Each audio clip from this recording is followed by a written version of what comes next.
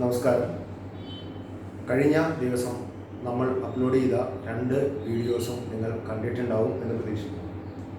ഞാൻ ആ ഒന്നാമത്തെ വീഡിയോയുടെ ആദ്യ ഭാഗത്തിൽ നമ്മൾ ഉദ്ദേശിച്ചത് പൊതുവെ നമ്മളുടെ ഒരു കരിയർ തിരഞ്ഞെടുക്കുന്നതിന് പൊതുവായി സ്വീകരിക്കേണ്ട മാനദണ്ഡങ്ങൾ എന്തൊക്കെയാണ്, നമ്മുടെ ഒരു ജോലിയും കരിയറും തമ്മിലൊരു വ്യത്യാസം, ജോബും കരിയറും തമ്മിലൊരു വ്യത്യാസം എന്താണ്, പഴയ കാലത്തിലെ പോലെ നമുക്ക് വെറുതെ എന്തെങ്കിലും ജോലി ചെയ്ത് ജീവിക്കുക എന്നുള്ളതല്ല, സന്തോഷകരമായി ജോലി ചെയ്ത് ജീവിക്കുക എന്നുള്ളതാണ് പ്രധാനപ്പെട്ട ഒരു ഘടകം എന്നുള്ള രീതിയിലാണ് നമ്മൾ ആദ്യത്തെ അങ്ങനെ ഒരു പറ്റുന്ന ഒരു ജോലി അല്ലെങ്കിൽ ഒരു കരിയറിലേക്ക് എങ്ങനെ എത്തപ്പെടാം, ഒരു പ്രൊഫഷനിലേക്ക് എങ്ങനെ എത്തപ്പെടാം എന്നുള്ളതാണ് ആദ്യത്തെ ഒരു വീഡിയോയിൽ നമ്മൾ സംസാരിക്കാൻ ശ്രമിച്ചത്. രണ്ടാമത്തെ വീഡിയോയിലൂടെ നമ്മൾ പറഞ്ഞത് സയൻസ്, ടെക്നോളജി, മെഡിസിൻ, എഞ്ചിനീയറിംഗ് തുടങ്ങിയ മേഖലകളിൽ അവൈലബിൾ ആയിട്ടുള്ള ചില പഠന മേഖലകളെ കുറിച്ചാണ്. തീർച്ചയായിട്ടും ഞാൻ നിങ്ങളോട് വീണ്ടും പറഞ്ഞ പോലെ ഞാൻ ഒരിക്കലും നിങ്ങൾ ഇന്ന കോഴ്സിന് ചേരണമെന്നോ ഇന്ന സ്ഥാപനത്തിൽ ചേരണമെന്നോ പറയാൻ വേണ്ടി വന്ന ഒരാളല്ല.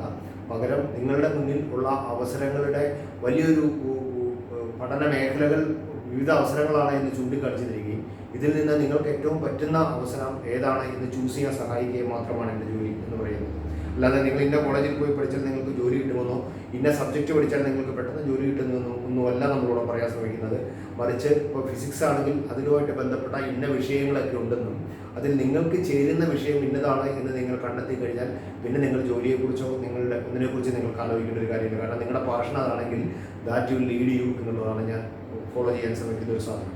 അപ്പോൾ നിങ്ങളുടെ പാഷനിലേക്ക് എത്തിച്ചേരുക. നിങ്ങളുടെ പാഷനിലേക്ക് എത്തിച്ചേർന്ന് കഴിഞ്ഞാൽ പിന്നെ കാര്യങ്ങൾ വളരെ എളുപ്പമാവും എന്നുള്ളതാണ് നമ്മൾ കഴിഞ്ഞ 2 വീഡിയോസിൽ നമ്മൾ പറയാൻ ശ്രമിച്ചത്. അതിൻ്റെ കണ്ടിന്യൂഷൻ തന്നെയാണ് മൂന്നാമത്തെ വീഡിയോ. പൊതുവെ ഈ കരിയർ കൺസൾട്ടൻറ്റുകളും കരിയർ ഗുരുക്കന്മാരും പൊതുവെ വളരെ ചുരുക്കം സംസാരിക്കുന്ന ഒരു മേഖലയാണ് നമ്മൾ കൈകാര്യം ചെയ്യുന്നത്.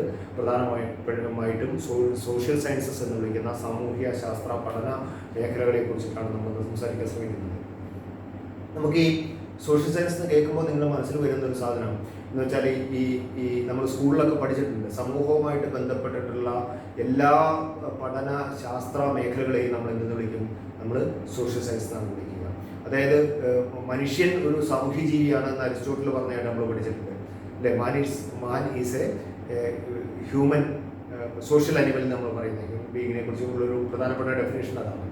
അപ്പോൾ ഈ സാമൂഹ്യജീവി എന്ന രീതിയിൽ മനുഷ്യൻ പല മേഖലകളിലെ വ്യക്തിപരമായോ കൂട്ടായിട്ടോ എങ്ങനെ ഇടപെടുന്നു, ഈ ഇടപെടലിൻ്റെ റിസൾട്ട് എങ്ങനെ ഉണ്ടാകുന്നു തുടങ്ങിയ മേഖലകളിലുള്ള പഠനത്തിൻ്റെ വളരെ വിപുലമായ വ്യക്തിപരമായിട്ടും കൂട്ടായിട്ടും ഇടപെടുമ്പോൾ ഉണ്ടാകുന്ന അതിൻ്റെ റിസൾട്ടിനെ കുറിച്ച് അപഗ്രഥിക്കുന്ന ഒരു ശാഖയാണ് നമ്മൾ എന്തെന്ന് വിളിക്കുക, നമ്മൾ പൊതുവെ സോഷ്യൽ സയൻസ് എന്ന് നമ്മൾ വിളിക്കുക. ഈ ലോകത്തിലെ വലിയ പ്രശ്നങ്ങൾ, ഇപ്പോൾ പകർച്ചവ്യാധി, കോവിഡ് പോലുള്ള പകർച്ചവ്യാധികളായിക്കോട്ടെ, യുദ്ധമായിക്കോട്ടെ, പട്ടിണി ആയിക്കോട്ടെ, അല്ലെങ്കിൽ ദാരിദ്ര്യമായിക്കോട്ടെ, 2 രാജ്യങ്ങൾ തമ്മിലുള്ള കയറ്റിറക്കുമതി ബന്ധങ്ങളായിക്കോട്ടെ, പണപ്പെരുപ്പമായിക്കോട്ടെ, അഭയാർത്ഥികളുടെ പ്രശ്നമായിക്കോട്ടെ, ഇത്തരം വിഷയങ്ങളെല്ലാം ഡീൽ ചെയ്യുന്ന, ഇത്തരം വിഷയങ്ങൾക്കെല്ലാം പരിഹാരം കണ്ടെത്താൻ ശ്രമിക്കുന്ന വളരെ വലിയ ഒരു പോളിസി ഇംപ്ലിക്കേഷൻസ് ഉള്ള വളരെ വലിയൊരു ശാസ്ത്ര ശാഖയാണ് നമ്മൾ സോഷ്യൽ സയൻസ് എന്ന് വിളിക്കുന്നത് പൊതുവെ. അതായത് ഈ സോഷ്യൽ സയൻസിൽ ഉത്തരങ്ങൾ കണ്ടെത്തുക പല ആളുകൾ വിചാരിക്കുന്ന പോലെ നമ്മൾ ഈ ജ്യോതിഷികൾ കവടി നിർത്തി കണ്ടെത്തുന്ന പോലെ അല്ല, മറിച്ച് അതിന് വളരെ കൃത്യമായി ശാസ്ത്രീയമായിട്ട് അപഗ്രഥിക്കാനുള്ള ടൂളുകളുണ്ട്. ഈ ടൂളുകൾ എങ്ങനെ ഉപയോഗിക്കാം എന്നുള്ളൊരു ട്രെയിനിങ് ആണ് നിങ്ങൾക്ക് ഒരു നല്ലൊരു സോഷ്യൽ സയൻസ് ഇൻസ്റ്റിറ്റ്യൂട്ടിൽ നിന്ന് എപ്പോഴും കിട്ടുക. ഈ ട്രെയിനിങ്ങിലൂടെയാണ് നമ്മളുടെ കയ്യിൽ കിട്ടുന്ന ഇൻപുട്ടുകളെ നമ്മൾ അപഗ്രഥിക്കുകയും അതിൽ നിന്ന് നമ്മൾ വലിയ റിസൾട്ടിലേക്ക് എത്തിച്ചേരുകയും അത് സമൂഹത്തിലേക്ക് അപ്ലൈ ചെയ്യാൻ നമ്മൾ പറയുകയും ചെയ്യുക. തികച്ചും ശാസ്ത്രീയമായ രീതിയിൽ തന്നെ ഉത്തരങ്ങൾ കണ്ടെത്തേണ്ട ഒരു പഠന ശാഖയാണ് സോഷ്യൽ സയൻസ് എന്ന് പറയുന്നത് പൊതുവെ. അപ്പോൾ ഞാൻ പറഞ്ഞു വരുന്നത് സോഷ്യൽ സയൻസ് എന്ന് പറയുന്നത് സമൂഹവുമായിട്ട് ഡീൽ ചെയ്യുന്ന ഒരു ശാസ്ത്രമാണ്. ഈ സമൂഹമായിട്ട് ഡീൽ ചെയ്യുന്ന ഒരു ശാസ്ത്രം എന്ന രീതിയിൽ സമൂഹത്തിൻ്റെ വിവിധ തലങ്ങളെക്കുറിച്ച് പഠിക്കാനും അറിയാനും താല്പര്യമുള്ളവർക്ക് ചൂസ് ചെയ്യാവുന്ന ഒരു മേഖലയാണ് സോഷ്യൽ സയൻസ് എന്ന് പറയുന്നത്. പക്ഷേ അതിങ്ങനെ വളരെ ഒറ്റപ്പെട്ട് നിൽക്കുന്ന ഒരു മേഖലയൊന്നുമില്ല. നമ്മളതിൻ്റെ ചില മേഖലകളിലേക്ക് വരാം. ഇപ്പോൾ സോഷ്യൽ സയൻസിൽ ഏറ്റവും പ്രൊഫഷണൽ എന്ന രീതിയിൽ നമ്മൾ കൈകാര്യം ചെയ്യുന്ന മേഖലകളിലൊന്ന് നമ്മൾ സോഷ്യൽ വർക്ക് എന്ന് വിളിക്കുന്ന ഒരു പഠന മേഖലയാണ്. അതായത് നിങ്ങൾ ജനങ്ങളുടെ ഇടയിൽ വർക്ക് ചെയ്യാൻ ആഗ്രഹിക്കുന്നുണ്ടെങ്കിൽ, നിങ്ങൾ സമൂഹത്തിൽ ജനങ്ങളോടൊപ്പം വർക്ക് ചെയ്യാൻ ആഗ്രഹിക്കുന്നുണ്ടെങ്കിൽ നിങ്ങൾക്ക് ചൂസ് ചെയ്യാവുന്ന ഒരു മേഖലയാണ് നമ്മൾ എന്തെന്ന് വിളിക്കുക, നമ്മൾ സോഷ്യൽ വർക്ക് എന്ന് വിളിക്കുക. ഇപ്പോൾ കുട്ടികളുടെ ഇടയിൽ വർക്ക് ചെയ്യുക, അഗതികളായ ആളുകളുടെ ഇടയിൽ വർക്ക് ചെയ്യുക, ചേരികളിൽ വർക്ക് ചെയ്യുക, പട്ടിണിയുടെ കാരണങ്ങൾ കണ്ടെത്താൻ ശ്രമിക്കുക, ചില മാനസിക പ്രശ്നങ്ങളോട് ആളുകൾ എങ്ങനെ റിയാക്ട് ചെയ്യാൻ ശ്രമിക്കാൻ കണ്ടെത്തുക, അല്ലെങ്കിൽ കുറ്റവാളികളുടെ മാനസികാവസ്ഥ എങ്ങനെയാണെന്ന് അറിയാൻ ശ്രമിക്കുക.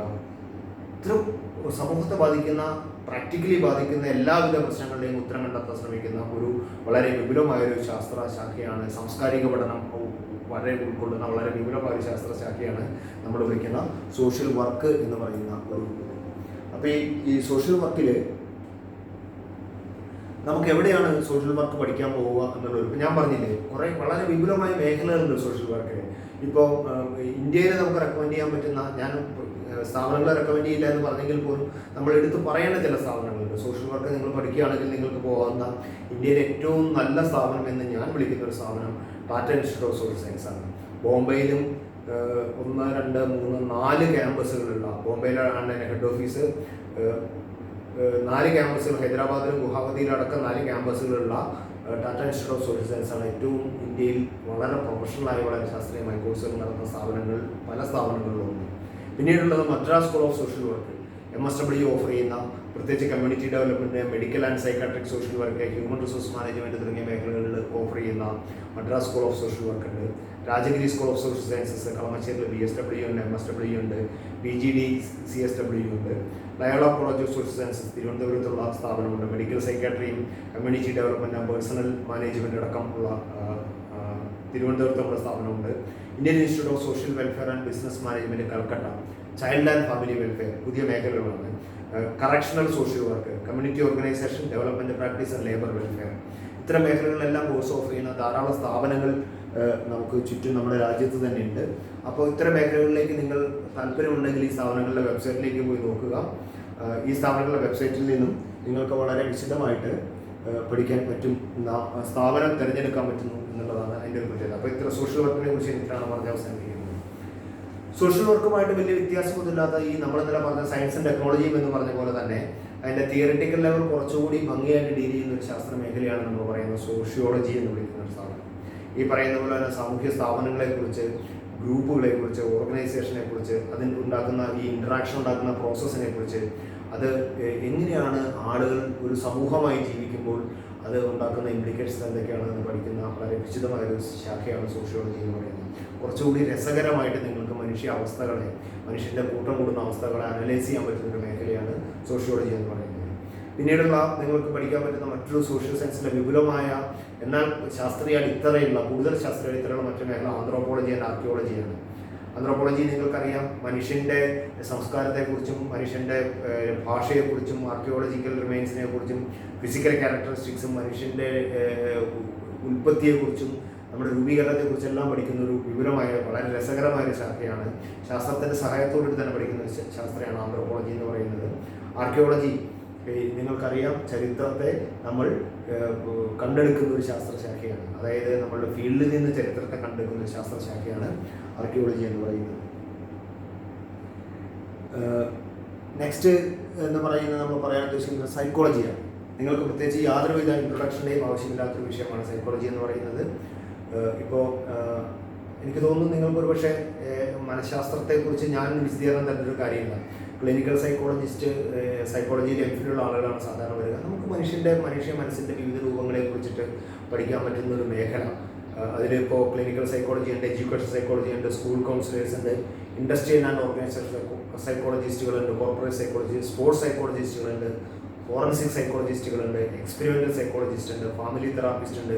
പക്ഷേ ഇപ്പോൾ എനിക്ക് ഇറങ്ങി തോന്നുന്നു ഇറങ്ങിയ ജയസൂര്യ നായകനായ ഒരു സിനിമ ഉണ്ടല്ലോ, അന്വേഷണം എന്ന് പറയുന്ന ഒരു സിനിമ. അപ്പോൾ ഇത്തരം പല മേഖലകളിൽ സൈക്കോളജിക്കാർക്ക് സെർവ് ചെയ്യാൻ പറ്റുന്ന സബ്സ്റ്റൻസ് ആൻഡ് അബ്യൂസ് കൗൺസിലുണ്ട്, സൈക്കോമെട്രിക് ക്ലിനീഷ്യൻസ് ഉണ്ട്. ഇത്തരം പല മേഖലകളിൽ ഇടപെടാൻ പറ്റുന്ന ഒരു മേഖലയാണ് സൈക്കോളജി എന്ന് പറയുന്നത്. സാധാരണ MSc സൈക്കോളജി, MA സൈക്കോളജി ഒക്കെ ധാരാളം സ്ഥാപനങ്ങളിലുണ്ട്. ഇതിൽ നിങ്ങൾ അറിയേണ്ട ഒരു പ്രധാനപ്പെട്ട വ്യത്യാസം എന്ന് വെച്ചാൽ സൈക്കോളജി എന്ന് പറയുന്നത് സോഷ്യൽ സയൻസിൻ്റെ ബ്രാഞ്ചിൽ വരുന്നൊരു സാധനവും സൈക്യാട്രി എന്ന് പറയുന്നത് മെഡിക്കൽ സയൻസിൻ്റെ ബ്രാഞ്ചിൽ വരുന്നൊരു സാധനവുമാണ്. അപ്പോൾ ആ രണ്ട് ഡിഫറൻസ് വളരെ കൃത്യമായിട്ട് വയ്ക്കുക. മറ്റ് ഏരിയാസ് ഇപ്പോൾ ഹിസ്റ്ററി ആയാലും പൊളിറ്റിക്കൽ സയൻസ് ആയാലും കൾച്ചറൽ സ്റ്റഡീസ് എന്നൊക്കെ പറഞ്ഞാൽ ധാരാളം മേഖലകളുണ്ട്. അതിലേക്ക് നമ്മൾ വളരെ വിശദമായി പോകുന്നില്ല, കാരണം നിങ്ങൾക്ക് സ്കൂളിലൊക്കെ പഠിച്ചുകൊണ്ട് അറിയാം. ഹിസ്റ്ററിയൊക്കെ എനിക്ക് തോന്നുന്നു ഇന്ത്യ പോലുള്ള രാജ്യത്ത് ഏറ്റവും കൂടുതൽ ഡിമാൻഡുള്ള സബ്ജക്റ്റുകളൊന്നാണ് ഹിസ്റ്ററി എന്ന് പറയുന്നത്. ടീച്ചിങ് പ്രൊഫഷനിൽ പോലും ഏറ്റവും കൂടുതൽ ആളുകൾ ആവശ്യമുള്ള സബ്ജക്റ്റുകളൊന്നാണ് ഹിസ്റ്ററി എന്ന് പറയുന്നത്. അപ്പോൾ ഹിസ്റ്ററി ഉണ്ട്, പൊളിറ്റിക്കൽ സയൻസ് നിങ്ങൾക്കറിയാം, ഈ രാഷ്ട്രമീമാംസ എന്ന് നമ്മൾ വിളിക്കുന്ന ഈ രാജ്യത്തിൻ്റെ വിവിധ തിയററ്റിക്കൽ രൂപങ്ങളെക്കുറിച്ച് പഠിക്കുന്ന ഒരു ശാസ്ത്രശാഖയാണ് കൾച്ചറൽ സ്റ്റഡീസ്. സെൻട്രൽ ഗവൺമെൻറ്റിലും സ്റ്റേറ്റ് ഗവൺമെൻറ്റിലും NGOസിലും റിസർച്ച് ഇൻസ്റ്റിറ്റ്യൂഷൻസിലും വെൽഫെയർ ഓർഗനൈസേഷനും അഡ്മിനിസ്ട്രേറ്റീവ് സർവീസ് അടക്കം ജോലി കിട്ടാൻ സാധ്യതയുള്ള ധാരാളം അവസരങ്ങളുള്ള ഇതിലൊന്നാണ് ഇതെന്ന് പറയുന്നത്. പിന്നെ ഞാൻ കുറച്ചുകൂടി ബ്രോഡായിട്ടുള്ള മറ്റൊരു മേഖലയിലേക്കാണ് അടുത്ത് വരുന്നത്, എക്കണോമിക്സ്, കൊമേഴ്സ്, ഫിനാൻസ്. വ്യക്തിപരമായിട്ട് എനിക്ക് എൻ്റെ ഒരു സബ്ജക്റ്റ് എക്കണോമിക്സ് ആണ്. അതുകൊണ്ട് തന്നെ ഒരു പക്ഷേ കുറച്ച് വിശദമായിട്ട് ഞാൻ നിങ്ങളുടെ അടുത്തേക്ക് ഈ ഒരു വിഷയത്തിൽ ഞാൻ സംസാരിച്ച് പോകാം. എക്കണോമിക്സ് എന്ന് പറയുന്ന ഒരു സബ്ജക്റ്റ് തന്നെ സമ്പത്ത് എങ്ങനെ ഉണ്ടായി, സമ്പത്ത് എങ്ങനെ വിതരണം ചെയ്യപ്പെടുന്നു എന്ന് പഠിക്കുന്ന ഒരു ശാസ്ത്രശാഖയാണ് ചെയ്യുന്നത്. പക്ഷേ എക്കണോമിക്സിൻ്റെ ഒരു ഏരിയ എന്താണെന്ന് വെച്ചാൽ നമുക്ക് അങ്ങനെ കൃത്യമായിട്ട് ഡിഫൈൻ ചെയ്യാൻ പറ്റുന്നില്ല. കാരണം അത് welfare of individual and society, സമൂഹത്തിൻ്റെ ക്ഷേമത്തെക്കുറിച്ചും വ്യക്തികളുടെ ക്ഷേമത്തെക്കുറിച്ചും പഠിക്കുന്നു, സ്ഥാപനങ്ങളുടെ റോളിനെ കുറിച്ച് പഠിക്കുന്നു. ഇപ്പോൾ വേൾഡ് ബാങ്ക് പോലുള്ള സ്ഥാപനങ്ങൾ, കുടുംബശ്രീ പോലുള്ള സ്ഥാപനങ്ങൾ, അങ്ങനെ പല ലെവലിലുള്ള സ്ഥാപനങ്ങളെ കുറിച്ച് പഠിക്കുന്നു. ഹൗ മാർക്കറ്റ് വർക്ക്സ്, വിപണികൾ, കമ്പോളങ്ങൾ എങ്ങനെയാണ് വർക്ക് ചെയ്യുന്നത്, അത് സൊസൈറ്റിയിൽ എങ്ങനെയാണ് ഇടപെടുന്നതെന്ന് പഠിക്കുന്നു. നമ്മുടെ കയ്യിലുള്ള റിസോഴ്സസ് ഉണ്ട്, അസംസ്കൃത വസ്തുക്കൾ വളരെ ചുരുക്കമാണെന്നുള്ളതാണ് എക്കണോമിക്സിൻ്റെ ഏറ്റവും പ്രധാനപ്പെട്ട തിയറികളിലൊന്ന്. വളരെ ചുരുങ്ങിയ തോതിൽ ലഭ്യമായ റിസോഴ്സസ് ഉപയോഗിച്ചിട്ട് എങ്ങനെയാണ് ഏറ്റവും നല്ല രീതിയിൽ പ്രൊഡക്ഷൻ നടത്തുക എന്നുള്ളതിനെ കുറിച്ച് പഠിക്കുന്നു. Opportunity cost and price to pay, വില നിർണ്ണയം നടത്തുന്നത് എങ്ങനെയെന്ന് പഠിക്കുന്നു. മാർക്കറ്റ് ഫെയിലിയേഴ്സ്, ചില സമയത്ത് മാർക്കറ്റുകളെല്ലാം പരിഹരിക്കുന്നു എന്ന് പറയുന്ന പോലെ തന്നെ മാർക്കറ്റുകൾ ചില സമയത്ത് പരാജയപ്പെടുമ്പോൾ എങ്ങനെ ഇടപെടാമെന്ന് തീരുമാനിക്കുന്നു. Policy options, unemployment, inflation, climate change. ഇപ്പോൾ മാർക്കറ്റ് ഫെയിലിയറിൻ്റെ വലിയൊരു എക്സാമ്പിൾ ഞാൻ പറയും. ഇപ്പോൾ ഈ കോവിഡ് വന്ന സമയത്ത് നമ്മൾ കാണുന്ന മാർക്കറ്റ് ഒരിക്കലും ട്രഡീഷണൽ രീതിയിലല്ല വർക്ക് ചെയ്യുന്നത്. അപ്പോൾ അതൊരു മാർക്കറ്റ് ഫെയിലിയറിൻ്റെ ഒരു എക്സാമ്പിളാണ്. ആ സമയത്ത് എങ്ങനെ നമുക്ക് ഇടപെടാം എന്നുള്ള രീതിയിലൊക്കെ വളരെ ശാസ്ത്രീയ അടിത്തറയോടുകൂടി മോഡലിങ്ങിൻ്റെ സഹായത്തോടെ നമുക്ക് പഠിക്കാൻ പറ്റുന്ന ഒരു സ്ഥാപനമാണ്, പഠിക്കാൻ പറ്റുന്ന ഒരു സബ്ജക്റ്റാണ് എക്കണോമിക്സ് നമ്മൾ പഠിക്കുക. ഇത് പഠിക്കാനുള്ള സ്ഥാപനങ്ങൾ നമുക്ക് ധാരാളമുണ്ട്. ഇന്ത്യയിൽ തന്നെ എനിക്ക് തോന്നുന്നു ഏത് സ്ഥാപനത്തിലും BA എക്കണോമിക്സ് കോഴ്സുകളുണ്ട്. പക്ഷേ വളരെ പേഴ്സണലി ഞാനൊന്ന് റെക്കമെൻഡ് ചെയ്ത് കഴിഞ്ഞാൽ കേരളത്തിന് പുറത്താണ് നല്ല സിലബസുകൾ മിക്കവാറും ഉള്ളത് എന്നുള്ളതാണ് എൻ്റെ ഒരു സത്യം. നമുക്കിത് കഴിഞ്ഞാൽ Indian economic service, Indian statistical service എന്ന് പറഞ്ഞ സിവിൽ സർവീസ് കോഴ്സുകളുണ്ട്. റിസർച്ചിലേക്ക് പോകാം. NABARD, planning board, RBI, IMF, world bank തുടങ്ങിയ സ്ഥാപനങ്ങളിൽ ഓഫീസർ പോസ്റ്റുകളുടെ വേക്കൻസി ഉണ്ട്. ടീച്ചിങ് ഉണ്ട്. അഗ്രികൾച്ചർ എക്കണോമിക്സിൽ സ്പെഷ്യലൈസ് ചെയ്ത അഗ്രികൾച്ചർ സയൻറ്റിസ്റ്റുകളാവാം. ഡേറ്റ അനലറ്റിക്സ് എന്ന് പറഞ്ഞ വലിയൊരു മേഖല നിങ്ങളുടെ മുന്നിൽ തുറന്നു കിടക്കുന്നു. Stock and financial market, NGOs ഒക്കെ വർക്ക് ചെയ്യാം.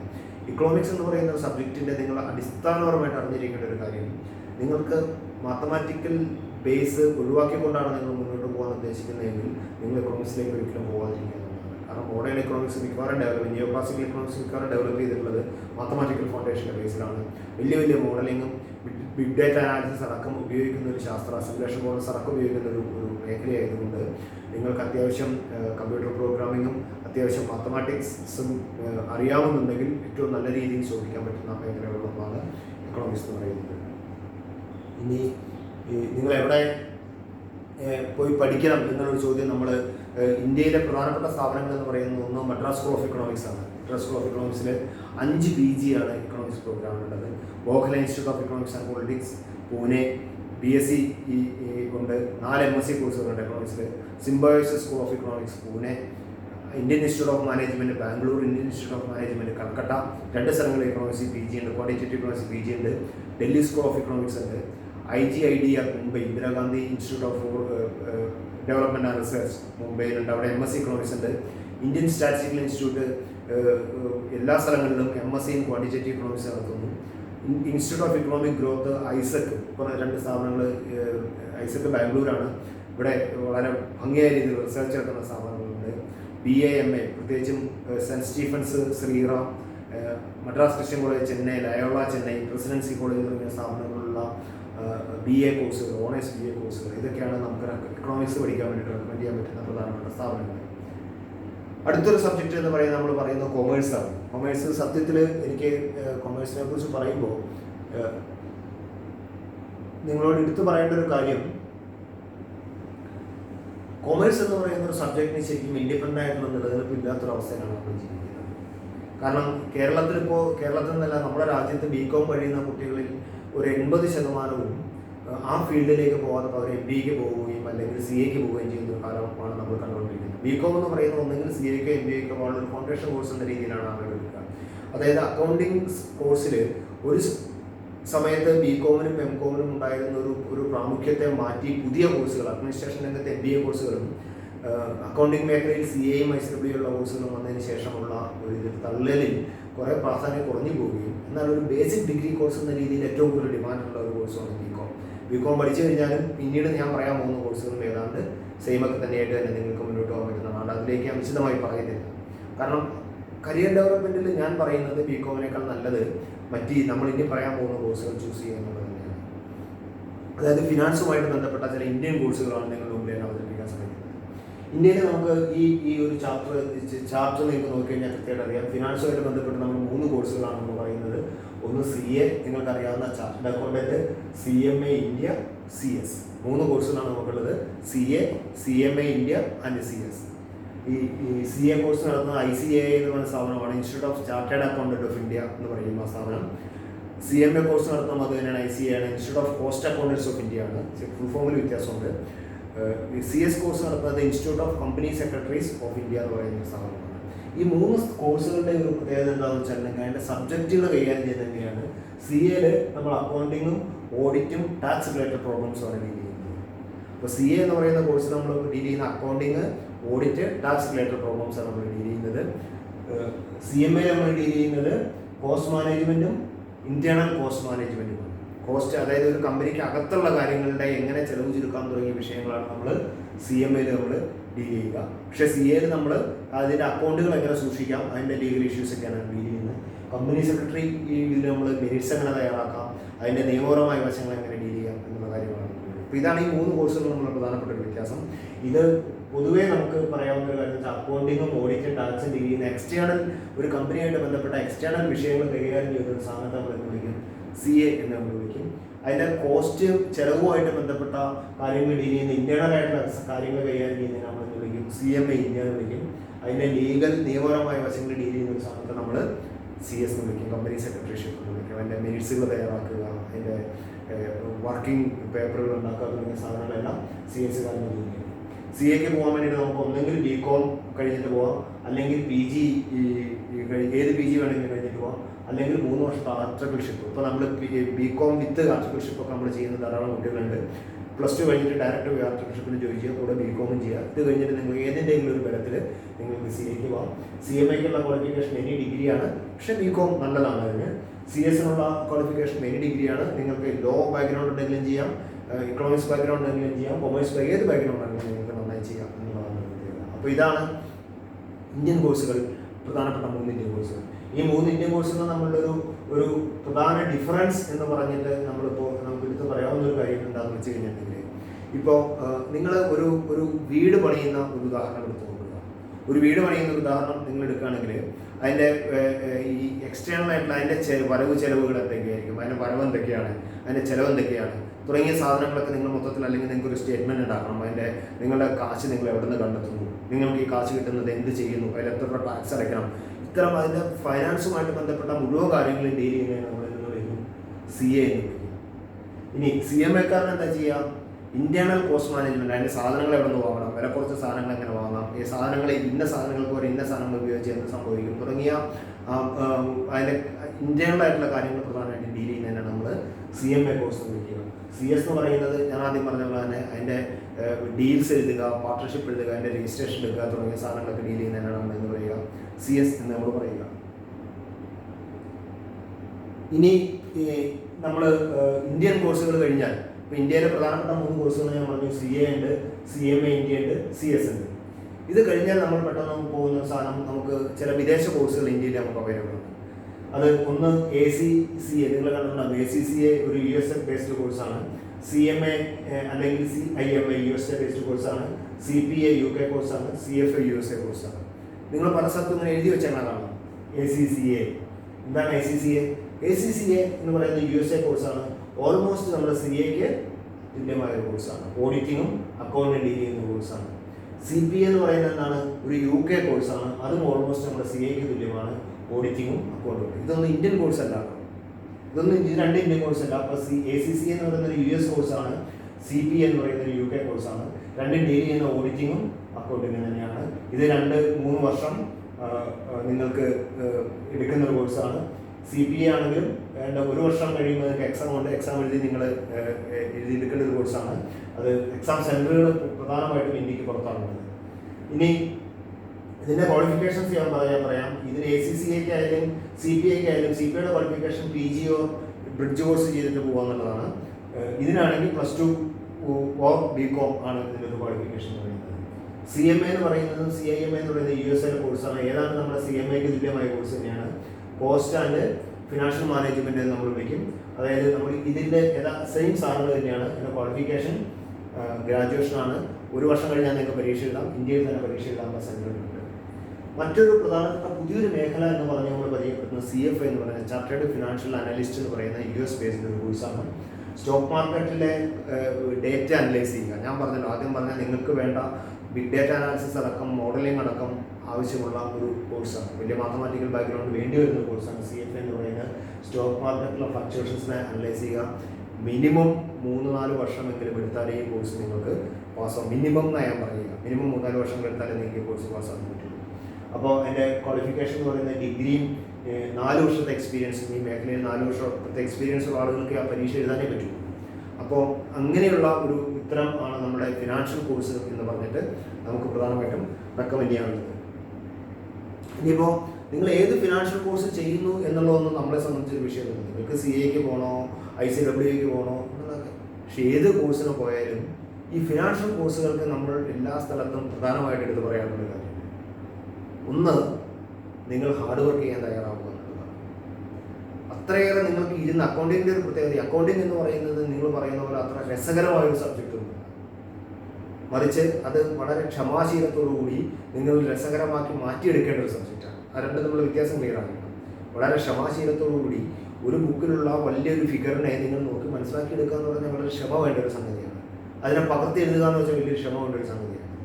അതിലെ ക്രിയേറ്റീവായിട്ട് നിങ്ങൾക്ക് എങ്ങനെ കണ്ടെത്താൻ കഴിയുന്നു എന്നുള്ളതാണ് അതിൻ്റെ ഒരു അക്കൗണ്ടിങ്ങിൻ്റെ ഒരു വലിയ, പ്രത്യേകിച്ച് ഫിനാൻഷ്യൽ അക്കൗണ്ടിങ്ങിൻ്റെ വലിയൊരു പ്രത്യേകത.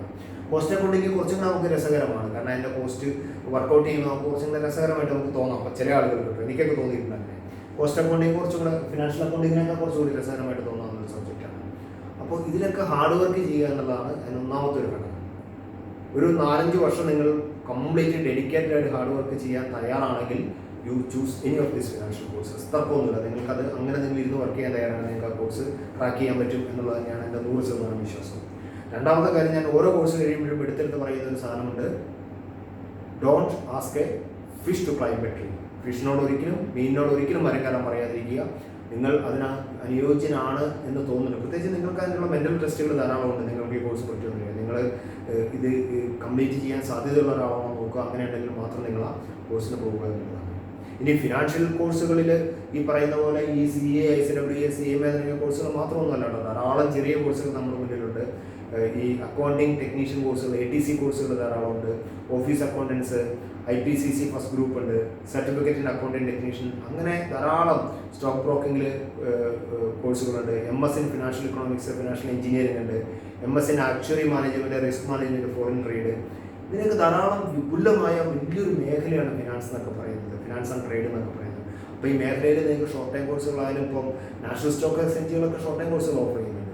ഈ കോഴ്സുകളൊക്കെ നിങ്ങൾക്ക് അറ്റൻഡ് ചെയ്ത് കഴിഞ്ഞാൽ ജോലിക്ക് വലിയ ബുദ്ധിമുട്ടൊന്നുമില്ല. എനിക്ക് ജോലി കിട്ടിയില്ലെങ്കിൽ പോലും നിങ്ങൾക്ക് സ്വന്തമായിട്ട് നിങ്ങൾക്ക് പ്രാക്ടീസ് ചെയ്യാൻ പറ്റുന്ന കോഴ്സുകളാണ്. സെയിൽസ് ടാക്സ് പ്രാക്ടീഷണർ ഉണ്ട്. ബാങ്കിങ് മേഖലയിൽ ധാരാളം ജോലിക്കുള്ള അവസരങ്ങളുണ്ട് നിങ്ങൾക്ക് ഈ ജോലിയൊക്കെ അറിയാവുന്നുണ്ടെങ്കിൽ. അപ്പോൾ ഈ രീതിയിൽ വേണം നിങ്ങൾ ഫിനാൻസിലൊരു കോഴ്സ് തിരഞ്ഞെടുക്കാൻ. അപ്പം വളരെ വിപുലമായൊരു മേഖലയാണ്. അപ്പോൾ ഈ മേഖലയിലേക്ക് പോകുമ്പോൾ സൂക്ഷിക്കേണ്ട ഒരു കാര്യം, നിങ്ങൾ അറിഞ്ഞിരിക്കേണ്ട ഒരു കാര്യം, നിങ്ങളെ കൊണ്ട് പറ്റുമോ എന്നുള്ള, നിങ്ങൾക്ക് വലിയൊരു മലയാണ് കീഴടക്കാൻ പറ്റുമോ എന്നുള്ള ആലോചിച്ച് കൊടുക്കുക എന്നുള്ളതാണ്. അപ്പോൾ നമ്മൾ പറഞ്ഞു വരുന്നത് ഇക്കണോമിക്സ് പറഞ്ഞു, സോഷ്യൽ സയൻസ് പറഞ്ഞു, ഫിനാൻസ് പറഞ്ഞു, കൊമേഴ്സ് പറഞ്ഞു. ഇത്ര മേഖലകൾ നമ്മൾ പറഞ്ഞു നിർത്തിക്കഴിഞ്ഞു. ഇനി പൊതുവായിട്ടുള്ള 1-2 കോഴ്സുകളെ കുറിച്ചിട്ടാണ് നിങ്ങൾക്ക് പറയാൻ ഉദ്ദേശിക്കുന്നത്. അതിലൊന്ന്, നിങ്ങൾ അറിഞ്ഞിരിക്കേണ്ട ഒരു സാധനം, നമ്മുടെ ഇന്ത്യൻ സമൂഹത്തിൽ ഏറ്റവും പ്രസ്റ്റീജിയസ് ആയിട്ടുള്ള ജോലി എന്ന് നമ്മൾ വിളിക്കുന്ന ഒരു സാധനം സിവിൽ സർവീസ് ഉദ്യോഗസ്ഥരാണ്. കാരണം അത് ശമ്പളത്തിൻ്റെ ബലത്തിലല്ല നമ്മളൊരു സിവിൽ സർവീസ് ഉദ്യോഗസ്ഥൻ്റെ ജോലിയെ നമ്മൾ എത്രയേറെ ബഹുമാനിക്കുന്നത്. അത് തരുന്നൊരു പവറിൻ്റെ ബേസിലാണ്. അതിപ്പോൾ കളക്ടർ ആയിക്കോട്ടെ, IPS ഉദ്യോഗസ്ഥരായിക്കോട്ടെ, റവന്യൂ സർവീസിലുള്ള ഒരാളായിക്കോട്ടെ, ആരായാലും അതിൻ്റെ ഒരു ബലത്തിലാണ് നമ്മളിത്, അധികാരത്തിൻ്റെ ബലത്തിലാണ് നമ്മളിപ്പോഴും സിവിൽ സർവീസ് നമ്മളെ റെസ്പെക്ട് ചെയ്യുന്നത്. അപ്പോൾ ഏറ്റവും ഗ്ലാമറസ് ജോലി എന്ന് പറയുന്ന ആണ്. ഏതാണ്ട് ഇന്ത്യയിൽ 1000 വേക്കൻസീസാണ് ഒരു വർഷം സിവിൽ സർവീസിൽ ഉണ്ടാവുക. അത് പരീക്ഷ നടത്തുന്ന UPSC ആണ്. ഇതിൻ്റെയൊക്കെ ക്വാളിഫിക്കേഷൻ നടത്തുന്ന എനി ഡിഗ്രിയാണ്. ഏതെങ്കിലും ഡിഗ്രി മതി. മാർച്ച് ഏപ്രിൽ മാസങ്ങളിൽ സാധാരണ UPSCയുടെ വെബ്സൈറ്റിൽ www.upsc.gov.in എന്ന് പറയുന്ന സർട്ടിഫിക്കറ്റ് നിങ്ങൾക്ക് കിട്ടും. ഏതാണ്ട് 21-32 വയസ്സിന് ഇടയിൽ പ്രായമുള്ള ആളുകളാണ് ഇത്തരം പരീക്ഷകൾ പൊതുവെ എഴുതുക. നമുക്ക് മാക്സിമം എഴുതാൻ കിട്ടുന്ന അവസരം 6 പ്രാവശ്യമാണ്. 6 പ്രാവശ്യത്തിനാണ് നിങ്ങൾ 21-32 ഇടയ്ക്ക് വയസ്സിനിടയ്ക്ക് 6 പ്രാവശ്യത്തിനാണ് നിങ്ങൾ ക്ലിയർ ചെയ്തില്ല, പിന്നെ നിങ്ങൾക്ക് പരീക്ഷ എഴുതാൻ പറ്റില്ല. OBC കാർക്ക് 35 വയസ്സ് വരെ എഴുതാം, SC/ST കാർക്ക് 37 വയസ്സ് വരെ എഴുതാം. പക്ഷെ 6 ചാൻസാണ് ഉള്ളത്. 2 രീതിയിലാണ് ഈ ടെസ്റ്റ് നടക്കുക. ഒന്ന് പ്രിലിമിനറി എന്ന് വെച്ചാൽ സിവിൽ സർവീസ് ആപ്റ്റിറ്റ്യൂഡ് ടെസ്റ്റാണ്, കോമൺ ടെസ്റ്റാണ്. ഏതാണ്ട് 3 ലക്ഷം പേര് അപ്ലൈ ചെയ്യുന്നതിൽ നിന്ന് 13,000 പേര് ക്ലിയർ ചെയ്യപ്പെടുന്ന ടെസ്റ്റാണ് ഫസ്റ്റ് ടെസ്റ്റ് എന്ന് പറയുന്നത്. അതായത് അതിൻ്റെ പെർസെൻറ്റേജ് നോക്കിക്കഴിഞ്ഞാൽ 4.3% ആളുകളാണ് ടെസ്റ്റ് ക്ലിയർ ചെയ്യുക. അതിൽ നിന്ന് ഇൻ്റർവ്യൂവിന് പോകുന്നത്, ഈ 13,000 പേരിൽ നിന്ന് ഇൻ്റർവ്യൂവിന് സെലക്ട് ചെയ്യപ്പെടുന്നത് 2,600 പേരാണ്. മൊത്തം ആപ്ലിക്കൻസിൻ്റെ 0.8% ഇൻ്റർവ്യൂവിന് വരുന്നത്. അപ്പോൾ ഈ സെലക്ട് ചെയ്യപ്പെടുന്ന ആളുകളുടെ 20% സാധാരണ ഇൻ്റർവ്യൂവിന് വിളിക്കുക. ഇനി ഇതിൽ ഈ പേപ്പർ 2 പേപ്പറാണുള്ളത്. ഒന്ന് ഒബ്ജക്റ്റീവ് ടൈപ്പാണ്, 2 റിട്ടൺ ടെസ്റ്റ് ഉണ്ട്, പിന്നെ ഇൻ്റർവ്യൂ ഉണ്ട്. ഈ രീതിയിലാണ് ഈ സിവിൽ സർവീസ് എക്സാം നടക്കുക. നിങ്ങൾക്കറിയാം സിവിൽ സർവീസ് കുറേ ഉണ്ട്. നിങ്ങൾ പറയുന്ന ഒരു IAS-ഉം IPS-ഉം മാത്രമൊന്നുമല്ല. സിവിൽ സർവീസിനെ കുറിച്ച് നിങ്ങൾ മനസ്സിലാക്കിയിരിക്കേണ്ട ഒരു പ്രധാനപ്പെട്ട സാധനം എന്ന് വെച്ച് കഴിഞ്ഞാൽ IAS-ഉം IPS-ഉം മാത്രമല്ല, റവന്യൂ സർവീസ് ഉണ്ട്, പോസ്റ്റൽ സർവീസ് ഉണ്ട്, ഫോറിൻ സർവീസസ് ഉണ്ട്, ഫോറസ്റ്റ് സർവീസ് ഉണ്ട്, ഇക്കണോമിക് സർവീസ് ഉണ്ട്, എഞ്ചിനീയറിംഗ് സർവീസ് ഉണ്ട്, കുറേ സർവീസുകളുണ്ട്. ഈ സർവീസുകളെല്ലാം നിങ്ങൾ ഐഡൻറ്റിഫൈ ചെയ്യുക. ഒരുപക്ഷെ നിങ്ങളെ കാത്തിരിക്കുന്നത് അങ്ങനെ ഏതെങ്കിലും ഒരു മേഖലയാവാം. ഇപ്പം എനിക്കറിയാവുന്ന സിവിൽ സർവീസിൽ 2 വർഷം മുമ്പ് 22ാം റാങ്ക് കിട്ടിയൊരു പയ്യൻ, ഓൾ ഇന്ത്യ ലെവലിൽ 22ാം റാങ്ക് കിട്ടിയൊരു പയ്യൻ ഞങ്ങളുടെ ഒരു സ്റ്റുഡൻ്റാണ്. ആ സെലക്ട് ചെയ്തത് ഒരിക്കലും IAS അല്ല, സെലക്ട് ചെയ്ത് ഇന്ത്യ ഫോറിൻ സർവീസാണ്. റീസൺ വളരെ സിമ്പിളാണ്. IAS പോയിട്ട് സ്ട്രെസ് എടുക്കാൻ വയ്യ, എൻ്റെ ആഗ്രഹം ലോകം മുഴുവൻ കാണുക എന്നുള്ളതാണ്. നമ്മൾ ഇന്ത്യൻ ഫോറിൻ സർവീസിൽ തിരഞ്ഞെടുത്തൊരു പയ്യനെ വ്യക്തിപരമായിട്ട് എനിക്കറിയാം. അപ്പോൾ നമ്മളുടെ ഈ സിവിൽ സർവീസിലാണെങ്കിൽ കൂടി ഏതെങ്കിലും സർവീസിന് പോയി ജോയിൻ ചെയ്യുക എന്നുള്ളതല്ല. നമ്മുടെ താല്പര്യം എന്താണ് എന്നറിഞ്ഞ്, റവന്യൂ സർവീസാണോ, പോസ്റ്റൽ സർവീസാണോ, ഏത് സർവീസാണോ നമ്മുടെ താല്പര്യം, ഫോറസ്റ്റ് സർവീസാണോ, ഫോറിൻ സർവീസാണോ, ഏത് സർവീസാണോ നമ്മുടെ താല്പര്യം എന്നറിഞ്ഞ് തന്നെ നിങ്ങൾ സിവിൽ സർവീസ് തിരഞ്ഞെടുക്കുക എന്നുള്ളതാണ് ഒരു പ്രധാനപ്പെട്ട. പിന്നെ അഗ്രികൾച്ചർ റിസർച്ച് സർവീസസ് എന്ന് പറഞ്ഞ് വേറെ അഗ്രികൾച്ചർ മേഖലയിലുള്ള ആളുകൾക്കുള്ള ICAR എക്സാമിനേഷൻസ് ഉണ്ട്. ഇതുപോലെ തന്നെ നിങ്ങൾക്ക് എല്ലാവർക്കും എഴുതാൻ പറ്റില്ല. Agriculture related science, life science degree ഉള്ള ആളുകൾക്ക് എഴുതുന്ന ഒരു സബ്ജക്റ്റ്, ഒരു സർവീസാണത്. പൊതുവെ ഹയർ ഗ്രേഡ് സയൻറ്റിസ്റ്റുകളായിട്ട് അപ്പോയിൻറ്റ് ചെയ്യുന്നത് ഈ സർവീസിൽ നിന്ന് ക്ലിയർ ചെയ്യുന്ന ആളുകളെയാണ്. അപ്പോൾ ഇത്തരത്തിൽ വളരെ വിശാലമായ ഒരു ലോകം നമ്മുടെ മുന്നിൽ തുറന്നു തരുന്ന ഒരു മേഖലയാണ്.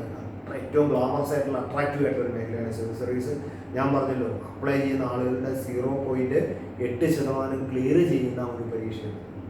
1000 പേർക്ക് വേണ്ടിയിട്ടാണ് നമ്മൾ 17 ലക്ഷക്കണക്കിന് ആളുകൾ അപ്ലൈ ചെയ്യുന്നത്.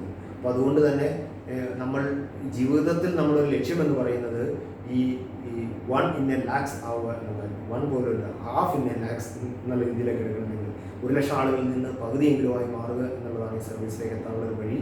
ഹാർഡ് വർക്ക് ചെയ്യുക. 1 വർഷത്തേക്ക് നിങ്ങളുടെ ബാക്കി എല്ലാ പണികളും മാറ്റിവെച്ച് പറ്റുമെങ്കിൽ വീട്ടിൽ നിന്ന് മാറി നിന്ന് വർക്ക് ചെയ്തിട്ടുള്ള ആളുകളൊക്കെയാണ് സിവിൽ സർവീസ് നേടിയിട്ടുള്ളത്. ഒരു കാര്യം ഇവിടെ ഞാൻ എടുത്തു പറയുന്നു, സിവിൽ സർവീസ് നേടാൻ നിങ്ങൾക്ക് വേണ്ടത് അതിഭീകരമായ ബുദ്ധിയൊന്നുമല്ല, ഹാർഡ് വർക്ക് ചെയ്യുക. കാരണം നിങ്ങൾ ഒരു കളക്ടറുടെ ജോലി നിങ്ങൾ ഒന്ന് പരിശോധിച്ച് നോക്കിയാൽ, അല്ലെങ്കിൽ ഒരു അഡ്മിനിസ്ട്രേറ്റീവ് ഹെഡിൻ്റെ ജോലി നിങ്ങൾ അന്ന് ഇത് നോക്കുക. വിഷയങ്ങളെ ഏറ്റവും ആപ്റ്റായിട്ട് എങ്ങനെ കൈകാര്യം ചെയ്യാൻ പഠിക്കുന്നു എന്നുള്ളതാണ് ഇതിൻ്റെ ഏറ്റവും വലിയ പ്രത്യേകത. പല സാഹചര്യങ്ങളിൽ എങ്ങനെ തീരുമാനങ്ങൾ എടുക്കാൻ കഴിയും, അത് നിസ്സാര കാര്യം, നിങ്ങൾ ഉദ്ദേശിക്കുന്ന അത്ര നിസ്സാരമായൊരു കാര്യമൊന്നുമല്ല. ഇപ്പോൾ ഞാൻ ഈ എറണാകുളം ജില്ലയിലെ കളക്ടറുടെ പ്രവർത്തനങ്ങൾ പല സമയത്തും വളരെ പേഴ്സണലായിട്ട് ഞാൻ വാച്ച് ചെയ്തിട്ടുള്ള ഒരാളാണ്. ഒരു സ്ഥലത്ത് പള്ളിക്കേസ് നടക്കുമ്പോൾ മറ്റു സ്ഥലത്ത് കോവിഡ് വരുമ്പോൾ വേറെ സ്ഥലത്ത് വേറൊരു വിഷയം വരുമ്പോൾ ഇതിനൊക്കെ എങ്ങനെയാണ്, അല്ലെങ്കിൽ പരിസ്ഥിതി മലിനീകരണവുമായിട്ട് ബന്ധപ്പെട്ട വിഷയം വരുമ്പോൾ ഇതിനൊക്കെ എങ്ങനെയാണ് കൈകാര്യം ചെയ്യുക എന്നുള്ളത് ശരിക്കും ഭയങ്കര റിസ്ക്കി ആയിട്ടുള്ളൊരു ജോലിയാണ്. ഊണും ഉറക്കവും ഇല്ലാതെ ഇരുന്ന് ചെയ്യുന്ന ഒരു ജോലിയാണ്. അപ്പോൾ ഈ ഒരു ജോലിയിലേക്ക് നിങ്ങൾ അറിഞ്ഞുകൊണ്ട് പോവുക എന്ന് പറയുമ്പോൾ ആ രീതിയിൽ കഴിവുള്ള ഒരാളായിരിക്കണം എന്നുള്ളതാണ് ഒന്നാമത്തെ ഒരു പ്രധാനപ്പെട്ട ക്രൈറ്റീരിയ ആയിട്ട് പറയുന്നത്. ഇത് കൂടാതെ നിങ്ങൾക്ക് ഇപ്പോൾ കേരള ഗവൺമെൻറ്റിൻ്റെ കേരള അഡ്മിനിസ്ട്രേറ്റീവ് സർവീസസ് എന്ന് പറഞ്ഞൊരു മേഖലയുണ്ട്. നിങ്ങളൊരു ഗവൺമെൻറ് ഉദ്യോഗസ്ഥനാണെങ്കിൽ നിങ്ങൾക്ക് അതുവഴിക്ക് ആ മേഖലയിലേക്ക് പോകാം. ഇനി നമ്മൾ വേറൊരു മേഖല, പുതിയൊരു മേഖല പറയുന്നു, ലോ എന്ന് പറയുന്നൊരു മേഖല. പൊതുവേ നമ്മൾ പറയുന്നു ലോ പഠിച്ചു കഴിഞ്ഞാൽ വക്കീലാവുക എന്നുള്ളതാണ് നമ്മുടെ നാട്ടിലൊരു പൊതു രീതി എന്ന് പറയുന്നത്. ഞാൻ പറയുന്നു ലോ നന്നായി പഠിച്ചു കഴിഞ്ഞാൽ നിങ്ങൾ വക്കീലാവുക, നിങ്ങൾക്കല്ലാത്ത ജോലി അവസരങ്ങൾ നമ്മുടെ രാജ്യത്ത് ധാരാളമുണ്ട്. അതിന് അത്ര രീതിയിലൊക്കെ നിങ്ങൾക്ക് പോകാൻ പറ്റുന്ന സ്ഥാപനങ്ങൾ എന്ന് പറയുന്നത് ഇപ്പോൾ national law institute of national law institute university ഭോപ്പാലുണ്ട്, നാഷണൽ ലോ സ്കൂൾ ബാംഗ്ലൂരുണ്ട്, west Bengal university of judicial sciences എന്ന് പറഞ്ഞിട്ട് വെസ്റ്റ് ബംഗാളിൽ ഉണ്ട്, Symbiosis Pune, nursery university NUALS, national university of advance legal studies കേരളത്തിൽ തന്നെയുള്ള സ്ഥാപനം, നാഷണൽ ലോ യൂണിവേഴ്സിറ്റി രാജസ്ഥാൻ. അപ്പോൾ ഇത്തരം സ്ഥാപനങ്ങൾ നമ്മുടെ മുന്നിൽ ധാരാളമുണ്ട് നിയമം പഠിക്കാൻ. നാഷണൽ ലോ സ്കൂൾ ബാംഗ്ലൂരൊക്കെ ഞാൻ പറയുന്നത് ഇന്ത്യയിലെ നമ്പർ 1 ഇൻസ്റ്റിറ്റ്യൂട്ടുകളിലൊന്നും വിളിക്കാവുന്ന സ്ഥാപനങ്ങളൊന്നാണ്. ഇതിനൊക്കെ ഒരു ക്ലാറ്റ് ഉണ്ട്, കോമൺ ലീഗൽ അഡ്മിഷൻ ടെസ്റ്റ് എന്ന് പറയുന്ന സാധനമുണ്ട്. 50% +2 മാർക്കുള്ള ആളുകൾക്കാണ് ഇതിന് അപ്ലൈ ചെയ്യാൻ പറ്റുക. ജനുവരിയിലാണ്. നിങ്ങളുടെ താല്പര്യം ലോയിലാണ് എന്ന് നിങ്ങൾക്ക് തോന്നുന്നുണ്ടെങ്കിൽ വക്കീലാവാം, ജഡ്ജാവാം, മറ്റ് ഹയർ ലെവൽ ഓഫീസർ ലെവലിൽ വരാം. ആണെന്ന് തോന്നുന്നുണ്ടെങ്കിൽ നിങ്ങൾക്ക് വളരെ ധൈര്യമായിട്ട് ആ ഒരു കോഴ്സിലേക്ക് പോകാം. വേറൊരു ഞാൻ ഫിനാൻസും എക്കണോമിക്സ് ഒക്കെ പറഞ്ഞപ്പോൾ വിട്ടുപോയൊരു കോഴ്സാണ് മാനേജ്മെൻറ്റ് എന്ന് പറയുന്നത്. ഏറ്റവും പ്രൊഫഷണൽ കോഴ്സ് നമ്മൾ വിളിക്കുന്ന സാധനങ്ങളൊന്നാണ്. ഏറ്റവും പ്രൊഫഷണൽ ആയിട്ടുള്ള കോഴ്സ് നമ്മുടെ രാജ്യത്ത് നിലനിൽക്കുന്ന ഏറ്റവും പ്രൊഫഷണൽ ആയിട്ടുള്ള കോഴ്സുകളിലൊന്നാണ്. ഈ മാനേജ്മെൻറ്റ് കഴിഞ്ഞിട്ട് നിങ്ങൾക്ക് എന്ത് ജോലി കിട്ടുന്നു എന്ന് ആശ്രയിക്കുന്ന 2 കാര്യങ്ങളാണ്. ഒന്ന്, നിങ്ങൾ എവിടെ പഠിച്ചു എന്നുള്ളതാണ് നിങ്ങളുടെ കരിയറിനെ തീരുമാനിക്കുന്നത്. എന്ന് വെച്ചാൽ സ്ഥാപനത്തിൻ്റെ പെയിൻ്റ് അടിച്ചുകൊണ്ടോ സ്ഥാപനത്തിൻ്റെ മഹത്വം കൊണ്ടല്ല, നിങ്ങൾ എന്ത് സിലബസ് പഠിച്ചു എന്നുള്ളതാണ് ഇമ്പോർട്ടൻറ്റ്. 2, നിങ്ങളുടെ ആറ്റിറ്റ്യൂഡ് എന്താണെന്നുള്ളതാണ്. ഒന്ന്, പുറമേ സ്ഥാപനത്തിൽ നിങ്ങൾക്ക് എന്ത് സിലബസ് തന്നു എന്നുള്ളത് വളരെ ഇമ്പോർട്ടൻ്റ് ആണ്. 2, നിങ്ങളുടെ ആറ്റിറ്റ്യൂഡ് എന്താണ്, നിങ്ങൾക്ക് പൊതുവിഷയങ്ങൾ കൈകാര്യം, ഞാൻ ആദ്യം കളക്ടറുടെ ജോലി പറഞ്ഞ പോലെ തന്നെ പൊതുവിഷയങ്ങൾ കൈകാര്യം ചെയ്യാൻ നിങ്ങളുടെ ആറ്റിറ്റ്യൂഡ് എന്താണെന്നുള്ളത്. ഈ പൊതുവേ MBAക്ക് വരുന്ന ആളുകൾക്ക് ഒരു ധാരണ ഉണ്ടാകുന്നത് വെച്ചാൽ MBA HR, MBA മാർക്കറ്റിംഗ് എന്നൊക്കെ പറഞ്ഞു കഴിഞ്ഞാൽ നമുക്കിങ്ങനെ വലിയ റിസ്ക് ഒന്നും ഇല്ലാതെ ചെയ്യാൻ പറ്റുന്ന മാത്തമാറ്റിക്സ് ഒക്കെ ഒഴിവാക്കിയിട്ട് വരുന്ന ആളുകളാണ്. പക്ഷെ പുതിയൊരു ട്രെൻഡ് അനുസരിച്ച് ലോകത്തിൽ നിങ്ങൾക്ക് ഈ മേഖലയിൽ കൂടുതൽ റിസർച്ചും കൂടുതൽ സ്റ്റഡീസും ചെയ്യണമെങ്കിൽ മാത്തമാറ്റിക്സ് വളരെ അത്യാവശ്യമായൊരു ഘടകമാണ്. അങ്ങനെ മോഡലിങ്ങും തിയററ്റിക്കൽ സാധനങ്ങളും ക്വാണ്ടിറ്റേറ്റീവ് ഈ ലെവലിൽ ഉള്ളൊരു അറിവ് മാനേജ്മെൻറ്റ് പഠനത്തിനും മാനേജ്മെൻറ്റിലും ഹയർ സ്റ്റഡീസിനും അനാലിസിസിനും ഒക്കെ വളരെ പ്രാധാന്യമുള്ള സാധനങ്ങൾ. അല്ലാത്ത നിങ്ങൾ ഒരു കമ്പനി ലോകത്തിൽ ഇപ്പോൾ മാർക്കറ്റിങ്ങിൽ നിങ്ങൾ MBA കഴിഞ്ഞിട്ട് നിങ്ങൾക്ക് അത്യാവശ്യം മാർക്കറ്റിംഗ് അനാലിസിസ് സ്കില്ലില്ലെങ്കിൽ, ക്വാണ്ടിറ്റേറ്റീവ് സ്കില്ലില്ലെങ്കിൽ ലോകത്തിൽ ഒരു മാർക്കറ്റിംഗ് കമ്പനിയെ നിങ്ങൾ എടുക്കാൻ പോകുന്നില്ല. HR നിങ്ങൾ MBA കഴിഞ്ഞിട്ട് നിങ്ങൾക്ക് അത്യാവശ്യം HR അനലിറ്റിക്കൽ സ്കില്ലില്ലെങ്കിൽ നിങ്ങൾ ഒരു HR കമ്പനികൾ നിങ്ങൾ എടുക്കാൻ പോകുന്നില്ല. അപ്പോൾ ആ രീതിയിൽ തന്നെ ക്വാണ്ടിറ്റേറ്റീവ് സ്കില്ല് വളർത്താനുള്ള ഒരു പ്രാധാന്യം കേരളത്തിലെ MBA കോളേജുകൾ തുടങ്ങുമെന്നാണ് എൻ്റെ പ്രതീക്ഷ. ഇപ്പോൾ IIMs ഒക്കെ വളരെ ഗംഭീരമായ രീതിയിലാണ് നടക്കുന്നുണ്ട്, XLRI നടക്കുന്നുണ്ട്, മറ്റ് ഇന്ത്യയിലെ പല സ്ഥാപനങ്ങൾ സിംബയോസിസ് നടക്കുന്നുണ്ട്. അങ്ങനെ സ്ഥാപനങ്ങളൊക്കെ നടക്കുന്നുണ്ട്, ഡെവലപ്പ് ചെയ്ത് വരുന്നുണ്ട്, ആ രീതിയിലേക്ക് വരും. അപ്പോൾ ആ രീതിയിലുള്ള ആളുകളാണ് മാനേജ്മെൻറ്റ് കോഴ്സിലേക്ക് അപ്ലൈ ചെയ്യുന്നത്. അപ്പോൾ നിങ്ങളുടെ ക്വാണ്ടിറ്റേറ്റീവ് സ്കില്ല് നിങ്ങൾക്ക് എത്രത്തോളം ഉണ്ട് എന്ന് നിങ്ങളൊന്ന് ആലോചിക്കുക. വേറൊരു മേഖല ഞാൻ നിങ്ങളോട് ആദ്യം പറഞ്ഞിരുന്നു, ഈ 1ാം ഭാഗത്ത് ക്ലാസ് തുടങ്ങിയ സമയത്ത് തന്നെ ഞാൻ പറഞ്ഞ വിഷയം എന്താണെന്ന് വെച്ചാൽ ഇന്നത്തെ കാലത്ത് നമ്മുടെ മുന്നിൽ അവസരങ്ങൾ ധാരാളമുണ്ട്. നിങ്ങൾക്ക് ഇഷ്ടപ്പെട്ടത് എന്ത് നിങ്ങൾക്ക് ചെയ്ത് നിങ്ങൾക്ക് ഒരു കരിയറാക്കി മാറ്റാം. ഇപ്പോൾ എൻ്റെ ഒരു അനുഭവത്തിൽ പുതിയ ന്യൂജൻ സിനിമ സംവിധായകർ കൂടുതൽ വരും ബിടെക് കഴിഞ്ഞ ആളുകളാണ്. കാരണം അവരുടെ പാഷൻ സിനിമ ആയതുകൊണ്ടും അവരറിയാതെ ബിടെക്കിൽ വന്ന് പോയതുകൊണ്ടും പിന്നെ ബിടെക്കിൻ്റെ ഒരു ടെക്നിക്കൽ സ്കില്ല് സിനിമയിൽ ഉപയോഗിക്കാൻ പറ്റുന്നു എന്നുള്ളതുകൊണ്ട് അവരൊക്കെ വിജയിക്കുന്നു എന്നുള്ളതാണ്.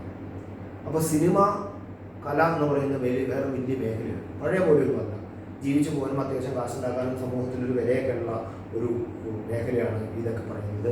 Arts cinema. ഇപ്പോൾ ഫിലിം ടെലിവിഷൻ ഇൻസ്റ്റിറ്റ്യൂട്ട് പൂനെ, നിങ്ങളൊരു സുപ്രഭാതത്തിൽ വെറുതെ ക്യാമറയൊക്കെ ഇറങ്ങി നിന്നിട്ട് നിങ്ങൾ സിനിമ എടുത്തു, നമ്മൾ കഥയിലൊക്കെ പറയുന്നത് ഒരു പ്രാവശ്യം ഈ ചക്ക വേണപ്പം മോലിയെത്തു എന്ന് പറഞ്ഞ പോലെ അങ്ങനെയൊന്നും നമുക്ക് മുന്നോട്ട് പോകും. അതൊന്നും നിങ്ങളുടെ പാഷനാവില്ല, നിങ്ങളുടെ കരിയറാവില്ല. കരിയർ ആവണമെങ്കിൽ നിങ്ങൾക്ക് അതിനുള്ള യഥാർത്ഥ താല്പര്യം ഉണ്ടാവണം, നിങ്ങൾ അതിനുവേണ്ടി വർക്ക് ചെയ്തിട്ടുണ്ടാവണം, നിങ്ങൾ ആ professional training നേടിയിട്ടുണ്ടാവണം.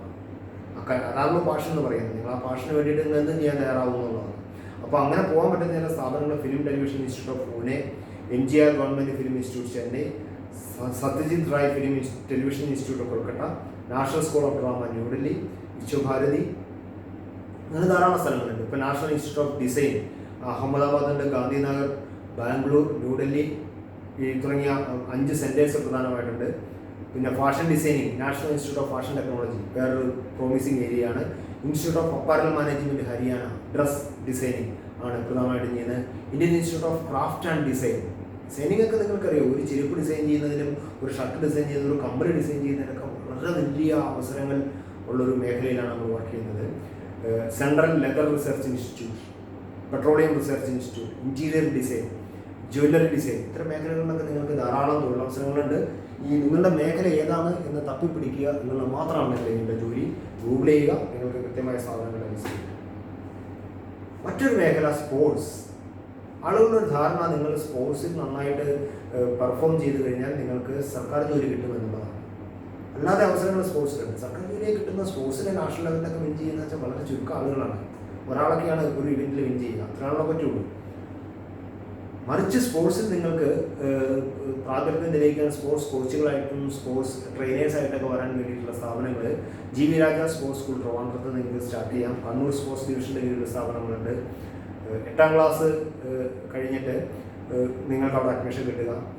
Sai sports authority of ഇന്ത്യയുടെ കോഴ്സുകൾ ട്രിവാൻഡ്രം, കൊല്ലം, തൃശ്ശൂർ, കോഴിക്കോട്, തലശ്ശേരിയിലുണ്ട്. ജനുവരിയിലാണ് സെലക്ഷൻ നടക്കുക. 14 വയസ്സിൽ താഴെയുള്ള കുട്ടികൾക്ക്. 14 വയസ്സിന് മുകളിലുള്ള ആളുകളാണെങ്കിൽ നാഷണൽ ലെവലിൽ എന്തെങ്കിലും സാധനങ്ങൾ വിൻ ചെയ്തിട്ടുണ്ടെങ്കിൽ നിങ്ങൾക്ക് സായിയിൽ അഡ്മിഷൻ കിട്ടും. സ്പോർട്സ് കൗൺസിൽ നടത്തുന്ന ചെറിയ കോഴ്സുകളുണ്ട്. യൂണിവേഴ്സിറ്റി ലെവലിൽ BPE, BP.Ed, MP.Ed, DP.Ed തുടങ്ങിയ കോഴ്സുകളുണ്ട്. പ്രൈവറ്റ് സ്ഥാപനങ്ങളുണ്ട്. ഉഷ സ്കൂൾ ഓഫ് അത്ലറ്റിക്സ് എന്നൊക്കെ പറയുന്ന സ്ഥാപനങ്ങളുണ്ട്. Netaji Subhash national institute of sports പട്യാലയുണ്ട്. Lakshmibai national institute of physical education തിരുവനന്തപുരത്തുള്ള സ്ഥാപനം. Indira Gandhi institute of physical education and sports sciences New Delhi. ഇത്തരം സ്ഥാപനങ്ങളൊക്കെ ധാരാളമുണ്ട്. അപ്പോൾ ഇവിടെ നിന്ന് വരുന്ന ആളുകൾക്ക് സ്പോർട്സ് ചാമ്പ്യൻസ് ആവാം.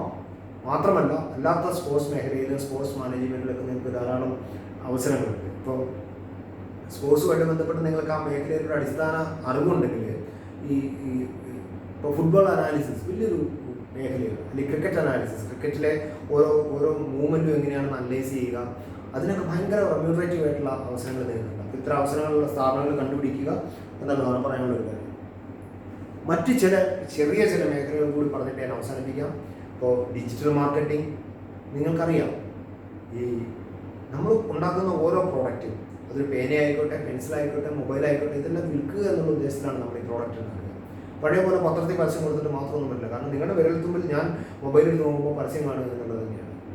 അപ്പോൾ ആ രീതിയിൽ ഡിജിറ്റൽ ലെവലിൽ എങ്ങനെ ഏറ്റവും ബ്യൂട്ടിഫുൾ ആയിട്ട് മാർക്കറ്റ് ചെയ്യാം എന്നുള്ളൊരു മേഖലയാണ്. മൾട്ടിമീഡിയ ഇതിലുള്ളൊരു അവഗാഹമാണ് അതിന് വേണ്ട ഒരു സാധനം. ധാരാളം സ്ഥാപനങ്ങളുണ്ട്. Luxury management.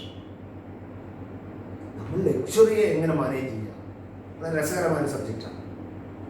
അപ്പോൾ അങ്ങനെ അതിനുള്ള സ്ഥാപനങ്ങൾ ഒക്കെ ഉണ്ട് നിങ്ങൾക്ക്. ഇപ്പോൾ ലക്ഷറി കണക്ട് ബിസിനസ് സ്കൂൾ എന്ന് പറഞ്ഞൊരു സ്ഥാപനമുണ്ട്. ഗുഡ്ഗാവിൽ ഒരു സ്ഥാപനമുണ്ട്. Wealth management, financial planning standard board of ഇന്ത്യയുടെ ഒരു വെൽത്ത് മാനേജ്മെൻറ്റ് എന്നൊരു കോഴ്സ് ഉണ്ട്. പോർട്ട് ആൻഡ് ഷിപ്പിംഗിൽ ഇന്ത്യൻ മാരിടൈം യൂണിവേഴ്സിറ്റിയിലെ പോർട്ട് ആൻഡ് ഷിപ്പിംഗിൽ കോഴ്സ് ഉണ്ട്. Design management national institute of ഡിസൈനിൽ ഞാൻ പറഞ്ഞിരുന്നു സ്ഥാപനങ്ങളുണ്ട്. Footwear technology and management footwear ഇൻസ്റ്റിറ്റ്യൂട്ടിൽ കോഴ്സുകളുണ്ട്. Fashion communication NIFT school of fashion technology Pune. മറ്റൊരു പ്രധാനപ്പെട്ട മേഖല ലൈബ്രറി സയൻസാണ്. ഈ ഞാനീ പറഞ്ഞ മേഖലകളിലൊന്നും പെടാതെ പോയൊരു മേഖല ലൈബ്രറി സയൻസാണ്. ലൈബ്രറി ആൻഡ് ഇൻഫോർമേഷൻ സയൻസസ് നമ്മൾ വിളിക്കും. അറിവിനെ എങ്ങനെയാണ്, നിലവിലുള്ള അറിവിനെ കൃത്യമായി അടുക്കി വയ്ക്കുക, കൃത്യമായി ഡെലിവറി ചെയ്യുക എന്നുള്ളതാണ് ഏറ്റവും ചുരുക്കമായ ഭാഷയിൽ ലൈബ്രറി സയൻസ് പറയുക. ധാരാളം ജോലി അവസരങ്ങളുള്ള ഒരു മേഖല. Fly and sale. Flight engineers ആവാം, നിങ്ങൾക്ക് പൈലറ്റുകളാവാം, മറൈൻ എഞ്ചിനീയേഴ്സ് ആവാം, എയർ ഹോസ്റ്റസ് ആവാം. ഇതിൻ്റെയൊക്കെ സ്പെഷ്യലൈസ്ഡ് സ്ഥാപനങ്ങൾ ധാരാളം ഇന്ത്യയിലുണ്ട്. ലൈസൻസുകൾ എങ്ങനെ എടുക്കാം, എങ്ങനെ ട്രെയിനിങ് കിട്ടുന്നുണ്ട്, അതൊക്കെ നിങ്ങൾ നോക്കിയാൽ മതി. അപ്പോൾ ഇത്തരം ധാരാളം കോഴ്സുകളുടെ ഒരു അവസരങ്ങൾ നിങ്ങളുടെ മുന്നിലുണ്ട്. ഞാനിപ്പോൾ സോഷ്യൽ സയൻസും മറ്റ് മേഖലകളുമായിട്ട് ബന്ധപ്പെട്ടെന്ന് പറഞ്ഞു വന്നത് തന്നെ കഴിഞ്ഞ ദിവസത്തെ ക്ലാസ്സിൻ്റെ ഒരു തുടർച്ച എന്ന രീതിയിൽ ഞാൻ വീണ്ടും നിങ്ങളോട് പറയുന്നു. നിങ്ങൾ സ്ഥാപനങ്ങളെ തൽക്കാലം നോക്കാതിരിക്കുക. നിങ്ങൾക്ക് ഇഷ്ടപ്പെട്ട ഒരു മേഖല തിരഞ്ഞെടുത്തിട്ട് ആ മേഖലയ്ക്ക് പറ്റിയ സ്ഥാപനം കണ്ടുപിടിക്കുക. സ്ഥാപനം കണ്ടുപിടിച്ചിട്ട് അതനുസരിച്ച് കോഴ്സിന് പോകാൻ നിൽക്കാതിരിക്കുക. എങ്കിൽ പോലും ഇപ്പോൾ നിങ്ങൾക്ക് സോഷ്യൽ വർക്കാണ് ഞാൻ പറയുന്ന മേഖലയെങ്കിൽ നമ്മുടെ നാട്ടിലെ സാധാരണ ഒരു സ്ഥാപനത്തിൽ പോകാതെ പറ്റുമെങ്കിൽ നിങ്ങൾ Tata institute of social science പഠിക്കുക. സയൻസ് ആണെങ്കിൽ നിങ്ങൾ സയൻസിൽ ബേസിക് സയൻസിലും ഗവേഷണമാണെങ്കിൽ നിങ്ങൾ ടാറ്റ ഇൻസ്റ്റിറ്റ്യൂട്ട് ഓഫ് ഫണ്ടമെന്റൽ റിസർച്ചിൽ നിങ്ങൾ ട്രൈ ചെയ്യുക. അപ്പോൾ ഇത്തരം മേഖലകളിൽ ഏറ്റവും നല്ല നമുക്ക് പാഷനുള്ള മേഖലയിലെ ഏറ്റവും നല്ല സ്ഥാപനം സെലക്ട് ചെയ്യുക എന്നുള്ളതാണ് നമ്മുടെ മുന്നിലുള്ള ഒരു ചലഞ്ച് എന്ന് പറയുന്നത്. അതിനുള്ള കീ ഇൻസ്റ്റിറ്റ്യൂട്ട്സ് ഏതൊക്കെയാണെന്ന് നിങ്ങൾ ആലോചിക്കുക എന്നുള്ളതാണ്. അതിനുള്ള കീ ഇൻസ്റ്റിറ്റ്യൂട്ട്സ് ഏതൊക്കെയാണെന്ന് നിങ്ങൾ ആലോചിക്കുക. അപ്പോൾ ഇന്ത്യയിലെ പ്രധാനപ്പെട്ട സ്ഥാപനങ്ങൾ ലിസ്റ്റ് ചെയ്യുക, ഇന്ത്യക്ക് പുറത്തുള്ള സ്ഥാപനങ്ങൾ ലിസ്റ്റ് ചെയ്യുക. അപ്പോൾ സോഷ്യൽ സയൻസ് ഒക്കെ ആണെങ്കിൽ ISS എന്ന് പറഞ്ഞിട്ട് ഹേഗിലൊരു സ്ഥാപനമുണ്ട്, ഇൻസ്റ്റിറ്റ്യൂട്ട് ഓഫ് സോഷ്യൽ സയൻസസ്, അല്ലെങ്കിൽ MIT, ധാരാളം സ്ഥാപനങ്ങൾ. ഞാൻ പ്രത്യേകിച്ച് സ്ഥാപനങ്ങളെ പേരെടുത്ത് പറയുന്നില്ല. അപ്പോൾ ഇന്ത്യക്ക് പുറത്തുള്ള സ്ഥാപനങ്ങളിൽ നിന്ന് അഡ്മിഷൻ കുറച്ചുകൂടി എളുപ്പമാണ്. എല്ലാ രാജ്യങ്ങളിലും നമുക്ക് അഡ്മിഷൻ കാണാൻ കുറച്ചുകൂടി എളുപ്പമാണ്. പക്ഷേ ഇതൊക്കെ പോകുമ്പോൾ സ്ഥാപനത്തെക്കുറിച്ച് കൃത്യമായി അന്വേഷിക്കുക. നിങ്ങൾക്ക് കിട്ടുന്ന ഡിഗ്രി ഇന്ത്യയിൽ അക്സെപ്റ്റൻസ് ഉള്ളതെന്ന് അന്വേഷിക്കുക, അല്ലെങ്കിൽ അവിടെ തന്നെ ജീവിക്കാൻ നിങ്ങൾ ആലോചിക്കുന്നില്ല അത് അന്വേഷിക്കുക. ഇത്തരം കാര്യങ്ങളൊക്കെ വളരെ വിശദമായിട്ട് അന്വേഷിച്ചിട്ട് തന്നെ നിങ്ങൾ ഏത് കോഴ്സിന് വേണ്ടിയിട്ട് നിങ്ങൾ ജോയിൻ ചെയ്യുക. അപ്പോൾ വീണ്ടും ഞാൻ അവസാനമായിട്ട് പറഞ്ഞു നിർത്തുന്നു. Don't ask a fish to climb a tree. മീനിനോട് മരം കയറാൻ പറയുന്നതല്ല നമ്മുടെ ഒരു പോളിസി. പകരം നിങ്ങളുടെ പാഷൻ അനുസരിച്ചിട്ട്, നിങ്ങളുടെ താല്പര്യം അനുസരിച്ചിട്ട് ഏറ്റവും നല്ല കോഴ്സ് തിരഞ്ഞെടുക്കുക എന്നുള്ളതായിരിക്കും. കരിയർ ഡെവലപ്മെൻറ്റ് എന്ന് പറഞ്ഞിട്ട് നമ്മൾ ഈ സെഷൻ കൊണ്ട് ഉദ്ദേശിച്ചത് അതാണ്. നിങ്ങളുടെ ഉള്ളിൽ നിങ്ങൾക്ക് എന്തെങ്കിലും പാഷൻ അവശേഷിക്കുന്നുണ്ടെങ്കിൽ നിങ്ങൾക്ക് പറ്റുന്ന രീതിയിലുള്ള ഒരു കോഴ്സിലേക്ക് പോവുക എന്നുള്ളത് തന്നെയാണ് നമ്മൾ ചെയ്യേണ്ടത്. അല്ലാതെ മറ്റാരും നിർബന്ധിച്ചുകൊണ്ടാവരുത്. നിങ്ങളുടെ താല്പര്യത്തിന് മാത്രമായിരിക്കണം പ്രയോറിറ്റി. കാരണം ജീവിക്കാൻ പോകുന്ന നിങ്ങളാണ്, നാളെ വിജയിക്കേണ്ടത് നിങ്ങളാണ്. അപ്പോൾ ഈ 3 സെഷനിൽ ഒരുവിധം